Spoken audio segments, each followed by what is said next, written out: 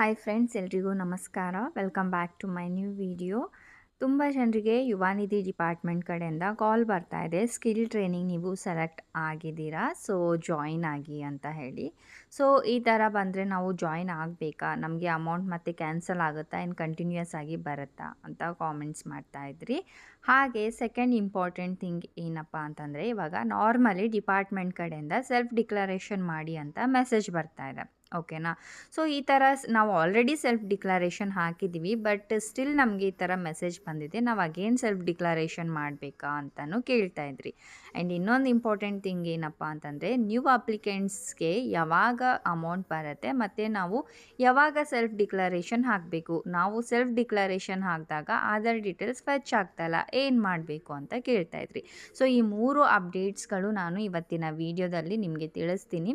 Video ಶುರು ಮಾಡೋಕ್ಕಿಂತ ಮುಂಚೆ ಇನ್ನೂ ಚಾನಲ್ಗೆ ಹೊಸಬ್ರಿದ್ದೀರಾ, ಚಾನಲ್ಗೆ ಸಬ್ಸ್ಕ್ರೈಬ್ ಆಗಿಲ್ಲ ಅಂದರೆ ಸಬ್ಸ್ಕ್ರೈಬ್ ಮಾಡ್ಕೊಂಡಿರಿ, ಸೊ ದ್ಯಾಟ್ ನಿಮಗೆ ಜಾಬ್ಸ್ ಬಗ್ಗೆ ಆಗಿರಬಹುದು ಅಥವಾ ಸ್ಕೀಮ್ಸ್ಗಳ ಬಗ್ಗೆ ಆಗಿರ್ಬೋದು ನನ್ನ ಒಂದು ಯೂಟ್ಯೂಬ್ ಚಾನಲಲ್ಲಿ ನಿಮಗೆ ಅಪ್ ಟು ಡೇಟ್ ಸಿಗುತ್ತೆ. ಓಕೆ ಫ್ರೆಂಡ್ಸ್, ಹಾಗಾದರೆ ಬನ್ನಿ ಇವಾಗ ವಿಡಿಯೋನ ಸ್ಟಾರ್ಟ್ ಮಾಡೋಣ. ಸೊ ಫಸ್ಟ್ ಥಿಂಗ್, ಇವಾಗ ಸ್ಕಿಲ್ ಟ್ರೈನಿಂಗೋಸ್ಕರ ಕಾಲ್ ಬರ್ತಾ ಇದೆ ಅಲ್ವಾ. ಸೊ ನೀವೆಲ್ಲರೂ ರಿಜಿಸ್ಟರ್ ಮಾಡಿದ್ದೀರಾ.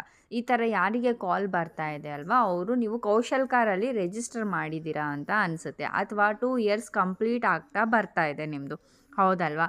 ಸೊ ಅದಕ್ಕಾಗಿ ಈ ಡಿಪಾರ್ಟ್ಮೆಂಟ್ ಕಡೆಯಿಂದ ಈ ಥರ ನಿಮಗೆ ಕಾಲ್ನ ಬರ್ತಾ ಇದೆ. ಸೊ ಕಾಲ್ ಬಂದಾಗ ಸ್ಕಿಲ್ ಟ್ರೈನಿಂಗ್ಗೆ ಜಾಯಿನ್ ಆಗಿ ಅಂತ ಹೇಳ್ತಿದ್ದಾರೆ. ಸೊ ನೀವೇನು ಮಾಡಬೇಕು, ನೀವು ಕಂಪಲ್ಸರಿ ಅಟೆಂಡ್ ಆಗಲೇಬೇಕು. ಓಕೆನಾ. ಅಲ್ಲಿ ಕಾಲ್ ಬಂದಾಗ ನಿಮಗೆ ಬೈ ಚಾನ್ಸ್ ನಿಮಗೆ ಏನೋ ಒಂದು ರೀಸನ್ನಿಂದ ಅಟೆಂಡ್ ಆಗಲಿಕ್ಕೆ ಆಗ್ತಾ ಇಲ್ಲ ಅಂತಂದರೆ ಅಲ್ಲಿ ಕಾಲಲ್ಲೇ ನೀವು ಹೇಳಬೇಕು, ಸರ್ ನನಗೆ ಈ ಥರ ಪ್ರಾಬ್ಲಮ್ ಇದೆ, ನನಗೆ ಸ್ಕಿಲ್ ಟ್ರೈನಿಂಗ್ ಅಟೆಂಡ್ ಆಗಲಿಕ್ಕೆ ಆಗಲ್ಲ ಅಂತ ನೀವು ಅಲ್ಲೇ ಡೈರೆಕ್ಟಾಗಿ ಅವ್ರ ಜೊತೆ ಹೇಳಬೇಕು, ಅಂದರೆ ಅವರಿಗೆ ಹೇಳಬೇಕು. ಸೊ ಆವಾಗ ಅವ್ರು ಏನು ಸೊಲ್ಯೂಷನ್ ಹೇಳ್ತಾರೆ ನೀವು ತಿಳ್ಕೊಳ್ಳಿ, ಓಕೆನಾ. ಬಟ್ ಸ್ಕಿಲ್ ಟ್ರೈನಿಂಗ್ಗೆ ಜಾಯಿನ್ ಆಗಲೇಬೇಕು.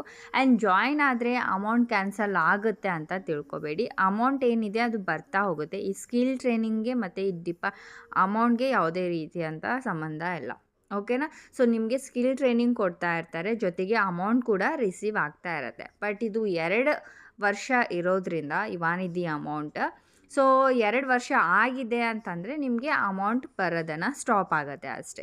ಇಲ್ಲ ಅಂತಂದರೆ ಇವಾಗ ಸದ್ಯಕ್ಕೆ ಯಾವುದೇ ರೀತಿಯಾದಂಥ ಅಪ್ಡೇಟ್ ಅವರು ಕೊಟ್ಟಿಲ್ಲ. ಸೊ ನಿಮಗೆ ಅಮೌಂಟ್ ಕೂಡ ಖಂಡಿತ ಬಂದೇ ಬರುತ್ತೆ. ಸೊ ಅವರು ನಿಮಗೆ ಕಾಲ್ ಮಾಡಿ ಕೇಳಿದಾಗ ನೀವು ಏನಾದರೂ ಹೋಗೋಕ್ಕೆ ಆಗಲಿಲ್ಲ ಅಂತಂದರೆ ಆವಾಗಲೇ ನೀವು ಕಾಲಲ್ಲಿ ಹೇಳಬೇಕು. ಸೊ ಅವ್ರು ನಿಮಗೆ ಮುಂದಿನ ಪ್ರೊಸೀಜರ್ ಹೇಳ್ಕೊಡ್ತಾರೆ, ಲೈಕ್ ಈ ಆಫೀಸ್ಗೆ ಬನ್ನಿ ನಾನು ನಿಮಗೆ ಹೇಳ್ತೀವಿ ಅಂತ ಏನೋ ಒಂದು ನಿಮಗೆ ಸೊಲ್ಯೂಷನ್ ಕೊಡ್ತಾರೆ. ಬಟ್ ಅವರು ಬನ್ನಿ ಅಂತ ಕೇಳಿದಾಗ ನೀವು ಹಾಂ ಅಂತ ಹೇಳಿಬಿಟ್ಟು ಆಮೇಲೆ ಹೋಗಲಿಲ್ಲ ಅಂತಂದರೆ ಮುಂದೆ ನಿಮಗೆ ಪ್ರಾಬ್ಲಮ್ ಆಗ್ಬೋದು, ಓಕೆನಾ. ಸೊ ಫಸ್ಟ್ ಥಿಂಗ್ ಕ್ಲಿಯರ್ ಆಗಿದೆ ಅಂತ ಅಂದ್ಕೊಂಡಿದ್ದೀನಿ. ಆ್ಯಂಡ್ ಇವಾಗ ಬನ್ನಿ second thing, self declaration already ಮಾಡಿದ್ದೀವಿ, ಸ್ಟಿಲ್ ನಮಗೆ ಮೆಸೇಜ್ ಬರ್ತಾ ಇದೆ. ಸೊ ಏನು ಮಾಡಬೇಕು, ಓಕೆನಾ. ಸೊ ನಾರ್ಮಲಿ ಗೌರ್ಮೆಂಟ್ ಕಡೆಯಿಂದ ಪ್ರತಿ ತಿಂಗಳು ಯಾರೆಲ್ಲ ಯುವನಿಧಿ ಅಪ್ಲಿಕೇಶನ್ ಹಾಕಿದ್ದೀರಾ ಎಲ್ರಿಗೂ ಮೆಸೇಜ್ ಬರುತ್ತೆ. ನ್ಯೂ ಅಪ್ಲಿಕೆಂಟ್ಸ್ ಆಗಿರ್ಬೋದು ಅಥವಾ ಓಲ್ಡ್ ಅಪ್ಲಿಕೆಂಟ್ಸ್ ಆಗಿರ್ಬೋದು, ಓಕೆನಾ. ಸೊ ಎಲ್ರಿಗೂ 100% ಬಂದೇ ಬರುತ್ತೆ. ಸೊ ಇದು ನಿಮಗೆ ಲೈಕ್ ಎಚ್ಚರ ಕೊಡುವಂಥದ್ದು, ನೀವು ಹಾಕಲಿಲ್ಲ ಅಂತಂದರೂ ಕೂಡ ಹಾಕಿ ಅಂತ ನಿಮಗೆ ತಿಳಿಸ್ತಾ ಇರೋದು ಅಷ್ಟೇ, ಓಕೆನಾ. ಸೊ ನೀವು ಆಲ್ರೆಡಿ ಸೆಲ್ಫ್ ಡಿಕ್ಲರೇಷನ್ ಮಾಡಿದ್ದೀರಾ ಅಂತಂದರೆ ಅಗೇನ್ ಸೆಲ್ಫ್ ಡಿಕ್ಲರೇಷನ್ ಮಾಡೋ ಅವಶ್ಯಕತೆ ಇಲ್ಲ. Only monthly 1 time self declaration is ಅಷ್ಟೇ ನೆಸಸರಿ. 2 ಟೈಮ್ ಸೆಲ್ಫ್ ಡಿಕ್ಲರೇಷನ್ ನೀವು ಮಾಡಲಿಕ್ಕೆ ಹೋದರೂ ಕೂಡ ಬರೋದಿಲ್ಲ, ಓಕೆನಾ.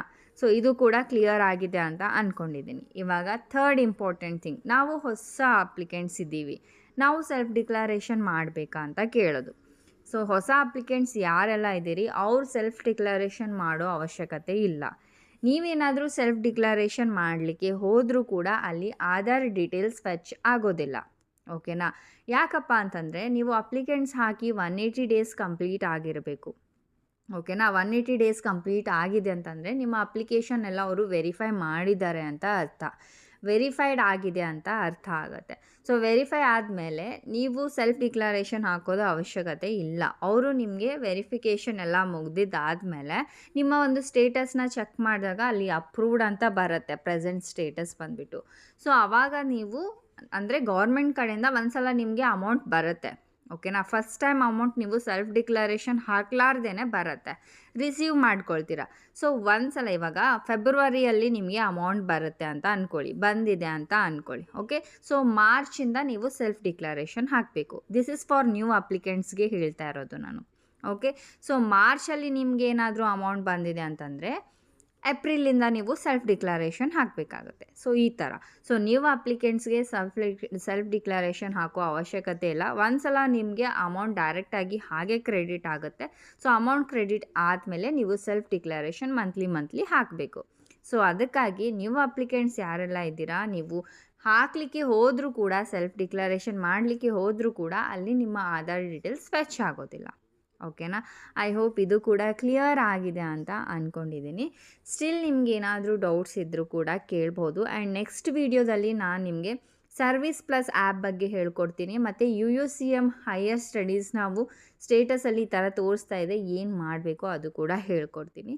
ಸೊ ಚಾನಲ್ನ ಸಬ್ಸ್ಕ್ರೈಬ್ ಮಾಡ್ಕೊಂಡಿರಿ, ಬೆಲ್ ಐಕಾನ್ ನೋಟಿಫಿಕೇಷನ್ ಆನ್ ಮಾಡ್ಕೊಂಡಿರಿ, ಸೊ ದಟ್ ನಾನು ಯಾವುದೇ ಒಂದು ವೀಡಿಯೋ ಅಪ್ಲೋಡ್ ಮಾಡಿದಾಗ ನಿಮಗೆ ಪಟ್ಟಂತ ನೋಟಿಫಿಕೇಷನ್ ಬರುತ್ತೆ. ಓಕೆ ಫ್ರೆಂಡ್ಸ್, ಸೊ ಮತ್ತೆ ಸಿಗೋಣ ಮುಂದಿನ ವೀಡಿಯೋದಲ್ಲಿ. ಬಾಯ್ ಬಾಯ್.